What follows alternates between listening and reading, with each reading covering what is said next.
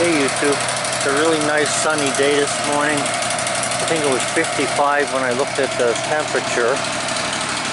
So I'm going to put water in this bottle and put this up on the mill so I can use it. And then I got to get my tools out and work on the chicken coop. I need to get that done as fast as I can because the chickens are getting so big they're starting to smell in the office over there that I have, and I don't like it. So I got to get that taken care of. Right now I'm working on the roost boards for them. I'm going to cut these 2x4 down. It's a red oak one. Man, the grain in that is so beautiful. I shouldn't even be giving it to the chickens. But anyway, I'm going to cut that down and just a little bit, maybe to a 3-inch board. And I want to take a draw knife around the edges of it so that they can grab a hold of it easy. I'm using this piece of oak, like I said, for a roosting board for the chickens. So what I'm doing is just taking a draw knife and rounding the top off a little bit. It doesn't have to be perfect, just so they can wrap their claws around it a little bit.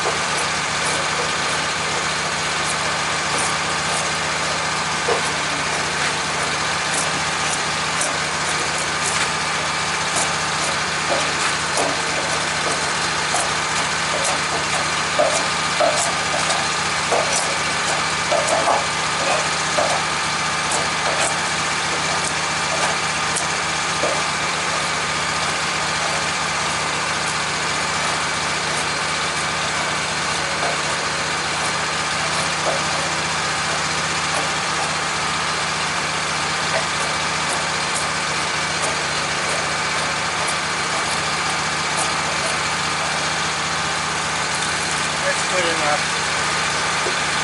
Ooh. I'm just going to cut that thing down to, instead of a 2x4, make a 2x3 out of it so it's not so bulky in there and heavy for me to put up.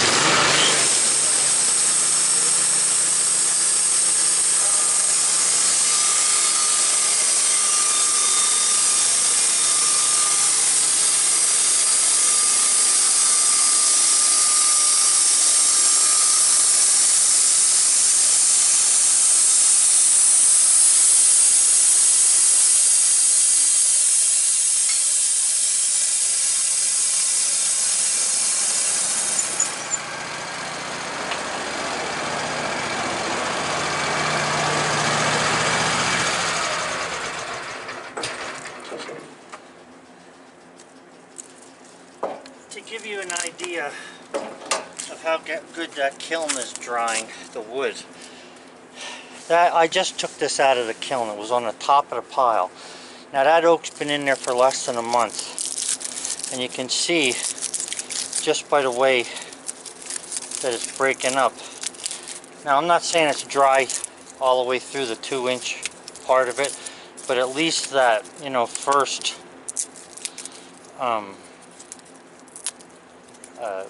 say 3/4 of an inch, you can see is very dry. So the kiln does work. Alright. Take this down there. And a whole bunch of other stuff that I'm carrying. Alright, so I put that switch up there, cut the top of it off. There'll be probably save a 2x6 out of this. I'm going to flip it over. There's Clark on the other edge. All I need the 2x3 to put a center nailer across the walls over there because I'm putting vertical siding.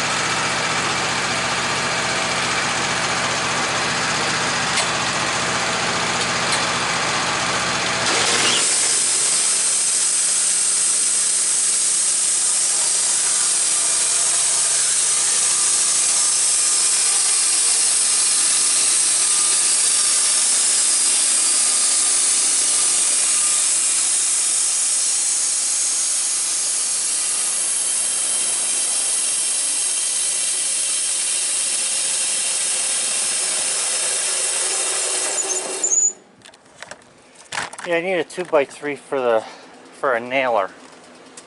So this will be good for that. So I'm going to take this down to the chicken coop.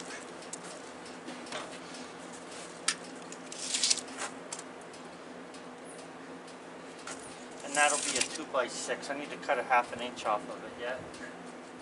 Be a nice 2x6 to add to the pile. I'll get that later. I want to get going with this chicken coop. I want to try and get it finished today. Putting up vertical siding like I am here, the boards are running up and down. You want to put some kind of a nailer. It's nice to have a nailer, I don't know, every at least 2 feet. I'm just throwing this on here for the chicken coop. I'm not being real fussy. At the minimum, I would say every 2 foot. This is 15 inches because the little studs there are 30 inches. So this will make nice nailing then for the siding. I may as well just show this just for the sake of doing it. I have the siding already cut from here. You know, when it comes to cutting angles, and I'm sure there'll be people disagree with me, it doesn't matter. I know what I know, and that's all there is to it.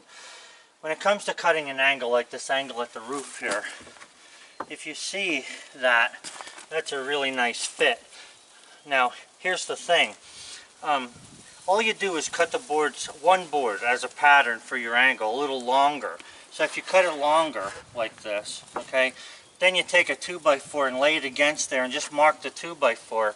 That's one way of getting the correct angle without doing any figuring. Now I built this chicken coop and I know it's a 212 pitch. It's not much, but it's good enough for a chicken coop. So I knew what to measure here, but even with that, I still used a 2x4 to just make a mark up there. So, you know, that's how you get that angle and get it perfect. And you can do that every time. If you have a wave in the roof or a hump in the roof, if you do each one using a 2x4 or even a scribe, some kind of a equal distance piece, it has to be equal distance. You can get whatever curve, bend, bow, straight line, whatever you need to be able to do these angles properly. When it comes to nailing these boards up then, this stuff is wet. Obviously I just took it off the mill. Now you can blind nail this because it's getting battens on here. You can nail over on this edge and then you can nail on this edge if you want. However, if you do that, you run the risk of the board splitting in the middle pretty badly. So what I do is I just nail in the middle, one nail. This way here the boards can do what they want to do on the outside edges. And then when I nail the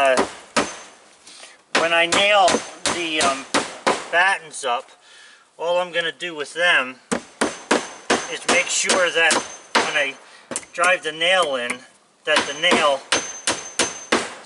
goes between the two boards. So there'll be a strip coming down here. I'll put one nail there in the middle, and that's the purpose of putting this nailer sideways in there.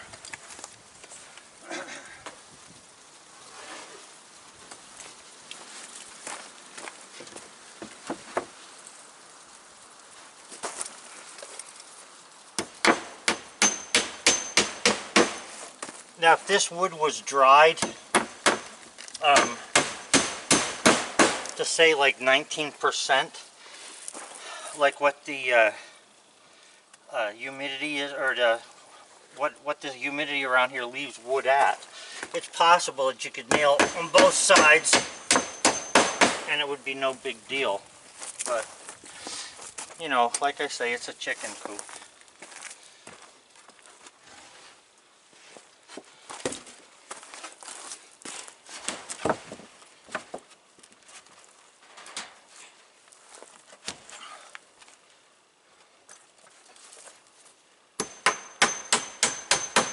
You see this board has a little bit of a crack in it there. It's not really harmful to have airflow through a chicken coop.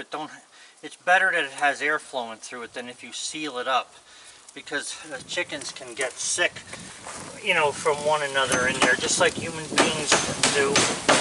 And you're all trapped in one room.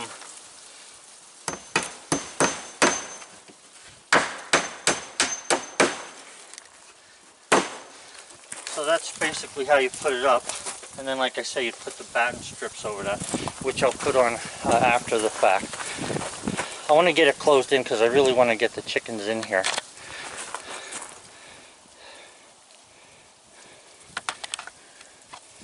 Okay. Yeah, so one of the drawbacks of living out in the country is it's a beautiful sunny day with about a 5-mile-an-hour wind, and we have no electricity now. Don't ask me why, because I don't know.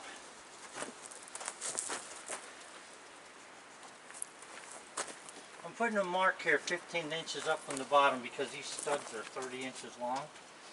And that way there, it'll just give me an idea of where the nailer is. Not only for the, you know, putting it in the center so that it's equal distance, which doesn't really, it's not very critical, but it makes it better for nailing, and then I know where the board is when I try to nail. Okay, so we don't have any electricity yet, so I resorted to the chainsaw. Now the thing is I do have a generator that I can run, that'll run the house and all. The problem is I'd have to go around unplugging a lot of stuff because I have a bunch of fans running, not only in the kiln but in the greenhouse and stuff, and if you start all of that onto the generator right away, it might give it some grief, and besides, electricity will come on before I even get done with all that changeover. I even have a small generator that I could bring over here, but the chainsaw is quicker and you can see the boards are in. So yeah, like I say, those will be nailers now for the vertical part of that siding, so now I got to cut those pieces. Before I was talking about how to make these angle cuts, or how to figure them out. I'm going to just show you here with this what I meant exactly. So this angle that's on that came off the mill like that. All you do is put it against here, make sure it's even against there. Okay, there's a doorway here, so I don't really need the bottom part of this. Then just take another board and set it against that and mark this. That line is the angle you're looking for. Okay, so all you gotta do is cut that, and then that'll fit up in there, and then cut it to length. We still don't have our electric yet, so I've been making all these cuts with the chainsaw.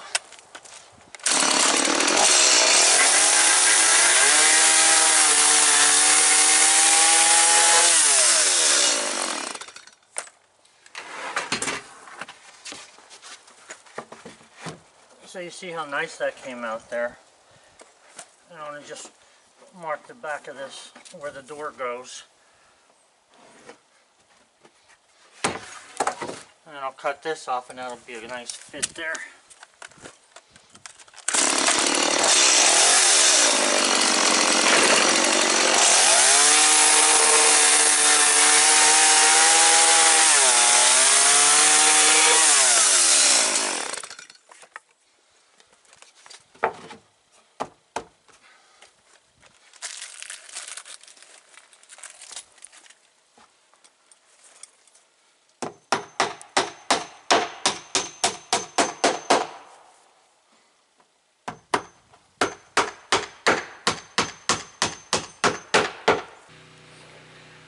Okay, YouTube, for all intents and purposes, the siding is done.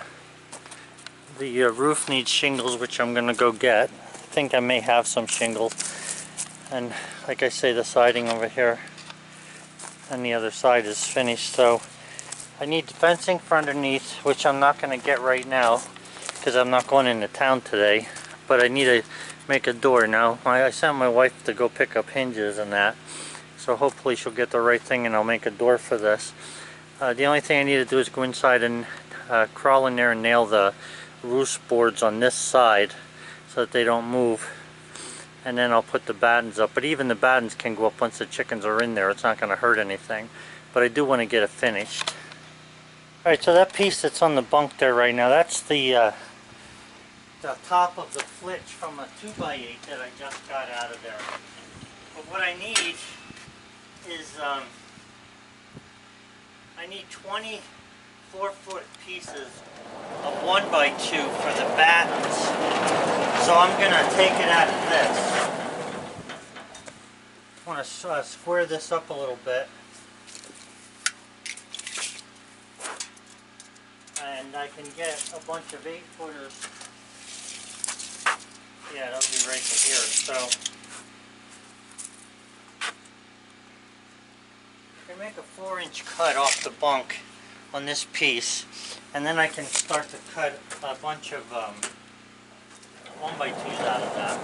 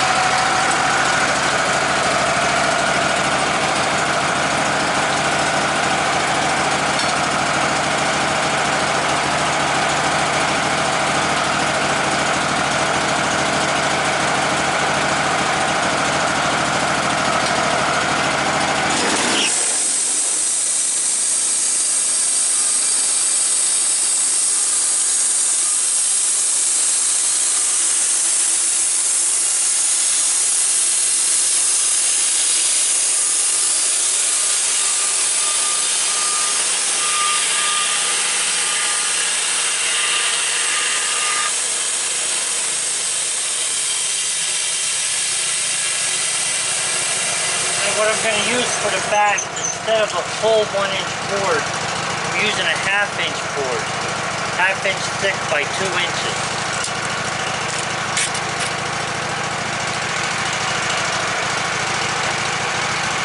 And even though that broke on a knot, I can still use that.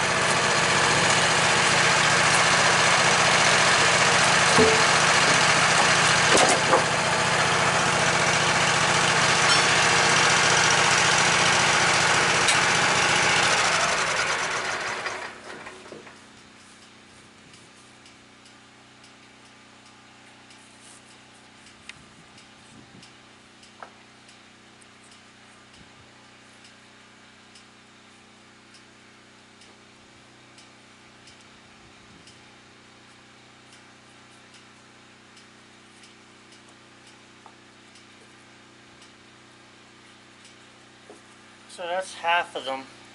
There's going to be 10 strips altogether here when I cut the bad spots out. So that'll be the battens. Alright, so I have another 2x6 here that I'm going to bring back over to the bunk. And now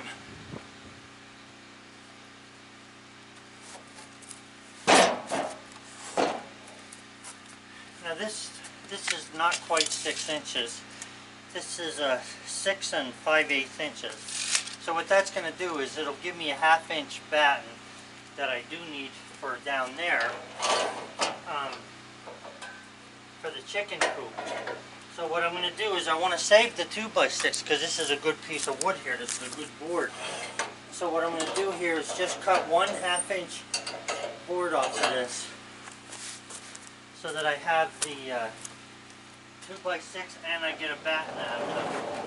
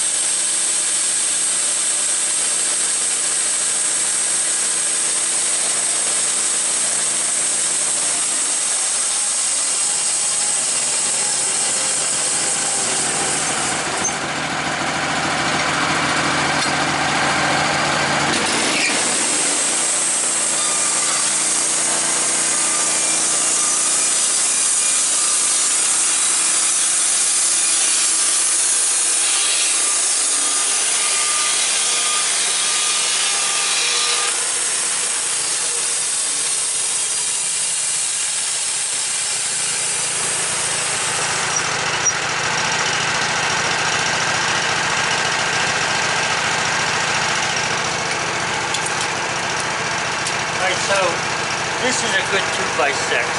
There's no sense in cutting, when I have all this junk laying here, there's no sense in cutting that down into anything else other than a 2x6. So we can use this then, we can use this 2x6 on my deck.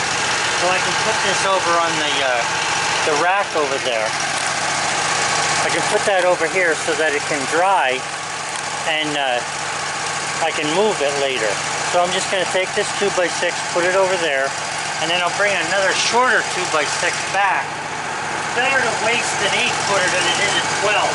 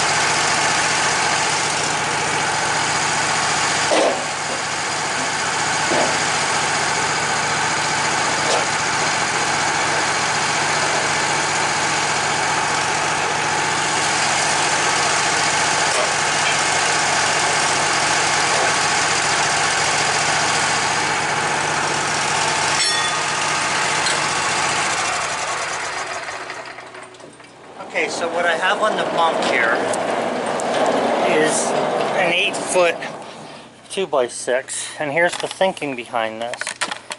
It's better to waste an 8-foot 2x6 than it is a 12-foot 2x6. So I have 10 pieces down there, 10, 11, 12, 13, I need 7 pieces, so let's round it to roughly 8. So 2, 4, 6, 8. So I need 3 boards out of this 2x6. And if I cut them 1/2 inch, it'll let me have a 2x4 when I'm done. So an 8-foot 2x4 is still a good board. So I'm going to cut this down to an 8-foot 2x4, getting 1/2 inch battens out of that. Okay, let me cut that quick.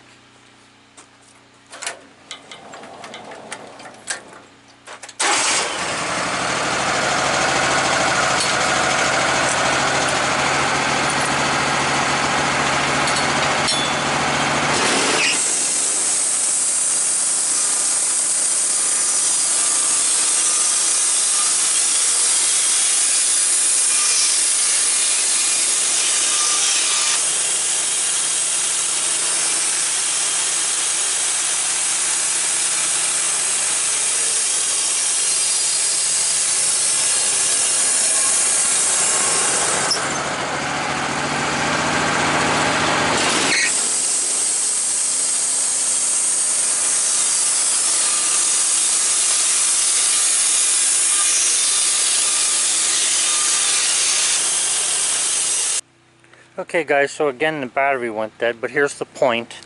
I ended up with the 8-foot 2x4 that I said I would have, and I have 4 strips here of battens that I can use for the chicken coop. Alright, so I'm as far as here's the thinking behind this. Anything I use on the chicken coop is wasted, okay? So I'm trying not to waste, but at the same time, the roofing, the siding, is better that I use what I cut than buying it, alright? So I took a 2x6 that was a little oversized, got 1 batten out of it, and then I took a 2x6 that was a regular size but an 8-footer and got 3 battens out of that and reduced that down to a 2x4. So I still have good boards here, alright? I'm just trying to not waste any. Now, I could use some of this stuff, and here's the thing. I got to dig through this pile, and believe me, at my age, it's just not worth it for me to dig through there to try and hurry up and make boards. I'll just do it as I cut it up because it's too much work. Not that I don't want to do the work, I do want to. I just can't do it all. So I'll leave that for later when I cut up the scrap. So I'm going to take these down there now, cut these up into 40-inch pieces, I believe they are, and then we can go ahead and nail the battens up. Okay, so then these battens are cut 40 inches for this side. That's the whole length of the board. And all you do is take the batten, look at it up here, center it, pick it all the way up, make sure you're centered. You want the nail to go between the 2 boards. Now it's not the end of the world if you clip a board or nail through a little bit of a board, but it's best to nail through the center. So you can pull away a little bit to look. I'm close enough there.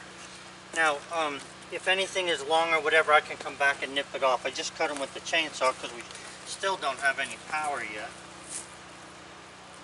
But I want to get the strips up so I can get finished with this thing. So like I say, all I'm doing is I'm just starting the nail in the center. Put it up there, center it, put one nail where that nailer goes across. You can see your nails, that's where the nailer comes across there. You want to make sure you're hitting something. And that's about it. And what you're after is 1 inch onto each board. Now, if you want to and you're fussy, and you want to measure so that you're just perfect and you have 1 inch on each side of the board, you can be my guest and you can do all that. But I don't need to do that because I've done it long enough to know, you know, that I can guess really well, and that's what I'm doing. Alright, so anyway, that's what you get. You look at it from the side, you might get a little better perspective. And then I'll stain that. And this is actually, oh, I can't even begin to tell you how far this dates back to how things were done at one time. But it still works. It's still a good way of doing things. The only thing is you want to make sure things are nice and tight and straight, especially if you're using it on a house, or you'll get bugs and mice in the house. So, but you can build houses like, you know, like this with this type of siding. And you'd want to treat it a little differently. So far we're looking good. I'm happy with it. Chickens sound like they don't care whether they have it or not. Okay, so there we have the battens on. All I gotta do is make the door yet, and then we'll be in good shape with this thing. The back is done, or the side, and the back or the front, depending upon what you want to call it. All I gotta do is get mesh, but I don't need the mesh to get the chickens in the coop. So the only thing I need to do is get a window in here so she can have light. So it's 2:20 in the afternoon, and in spite of the electricity just now coming back on, I still managed to get the chicken coop done. Maybe not done, but everything's done but the shingles and the door. I gotta go find shingles. I'm gonna see if I have some in one of my sheds. Okay, YouTube, so I managed to find a bundle of shingles and some loose ones. So I have it about half shingled. I'll finish that in the next 10 minutes, and then the only thing I need is the door to throw the chickens in there yet. Alright, well the shingles are all on. The siding's on. I gotta make the door yet, and she just came back with the hinges and stuff, so I'm gonna make that in the garage. Hey YouTube, I'm way too tired to walk all the way over there, so I'm zooming in to show you that I have the door in, and there's door stop behind the door. So and we put a handle on there, or not a handle, but a catch, a latch that the bear can't open. So it's ready for the chickens inside there now. I gotta do is put some straw in there. Have a good one. It was a busy day.